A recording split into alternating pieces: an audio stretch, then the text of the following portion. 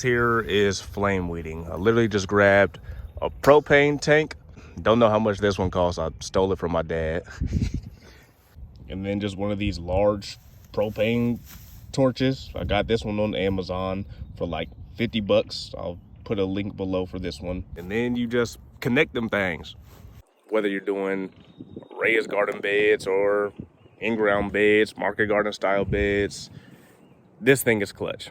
Your more established weeds will need a harder burn. You'll pretty much have to char them up pretty good because they have a solid root system. And because they have a solid root system, they will come back. But with weeds, if you keep exhausting the leaves, eventually the roots will just give up. But for early in the year, like right now, especially when gardening, you know, when the weeds just first start sprouting, you know, they're super small like this here. They do not have a solid root system at all. See?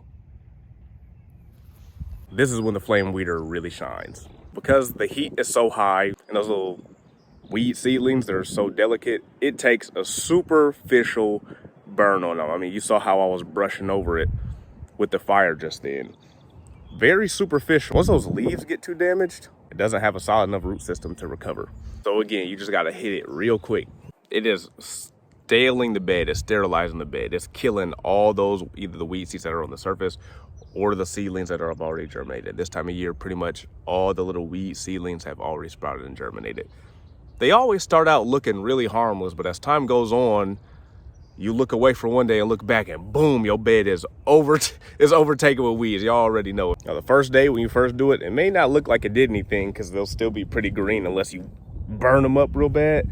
But trust me, you come back the next day or 2 days later, it'll be burnt up. Let me show you. And this is all on more established weed, right? All this pasture, all these grasses and broadleaf weeds through here, that's what all this was too. So I did this one 3 days ago. This part I did yesterday. You can see it still looks green. It doesn't really look like anything has died too much. This one looks the exact same way. You just gotta hit them till they wilt. The larger weeds, just hit them till they wilt, and trust me, they're gonna die. You might have to do it 2 or 3 times a year for those larger weeds. But, you know, doing it 2 or 3 times a year for 20, 30 minutes a pop beats doing it throughout the year, throughout the growing season, being on your hands and knees for hour, 2, 3 hours at a time, picking them out hand by hand. And even then, you have to get all the roots out of the ground if you're picking by hand. So, you know, you might spend all that time, all that labor pulling out these weeds, and you don't even get the roots. They just, boop, pop right back on up. This will save you time. It'll save you energy. It'll save your body. It'll save your life. It's the best. I'm not doing it any other way. There are companies that actually make flame weeder tools. So they'll have like a couple wheels on them. You'll set the propane tank on it. It's almost like a dolly, and then it has holes where the fire goes. I don't know how the whole thing is set up. Maybe I'll show a picture or something. But you might put 1 or 2 propane tanks on it. It has like 3 different things going across, and then you just push it. And then as you're pushing it, it just flame weeds everything for you. And a little less labor intensive because you're not lugging a whole propane tank around. Whichever way you decide to do it is being on your hands and knees pulling weeds up. I think we can all attest to that. And if you can't attest to it, if you don't know, I'm telling you, I can attest to that. It's the best. Oh, and if y'all see, my garden's coming along. I'll do a little update on that here pretty soon. I'll show y'all. I've been working real hard. I haven't recorded much at all, but I'll bring y'all an update on that.